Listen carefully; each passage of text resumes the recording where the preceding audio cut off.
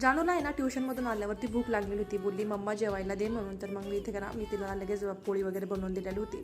सकाळच्या पोळ्या तर होत्या पण त्यांना थोड्याशा कडक झालेल्या होत्या, म्हटलं नको तिला. आणि मी आहे ना सकाळी पीठ भिजवलं ना की एक्स्ट्राच्या 1-2 पोळ्याचं पीठ असं ठेवून देत असते फ्रीजमध्ये, कारण की जानूला भूक वगैरे लागलेलं ते मी दुपारचं बनवून देत असते तिला. शिळी पोळी नको वाटतं द्यायला मुलांना. नंतर मी माझं फ्रेश वगैरे होऊन घेतलेलं होतं, म्हटलं चला आता इथे ना चहा वगैरे घेऊया. त्याच्या अगोदर फ्रेश झाले आणि जानूचं आता चाललेलं होतं जेवण. तिथं टी व्ही बघता तिला एक तर टी व्ही नाही तो मोबाईल, दोन्हीतून काहीतरी लागतंच तिला जेवण करताना. तसं काही ती जेवण करत नाही अजिबात. आणि मोबाईल जर दिला ना तर ती 1-1.5 तास हळूहळू जेवण करते, कारण की मग तेवढाच वेळ मोबाईल बघायला भेटतो.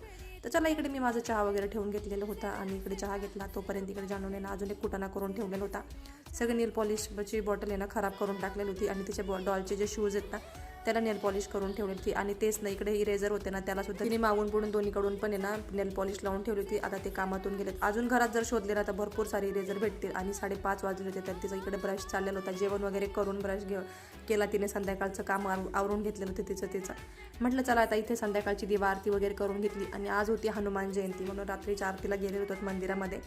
आरती वगैरे केली आणि नंतर मस्तपैकी प्रसाद घेऊन घरी आला. तर मग आता व्हिडिओ इथे सेंड करते. भेटू अशाच एका व्हिडिओमध्ये. तोपर्यंत बाय.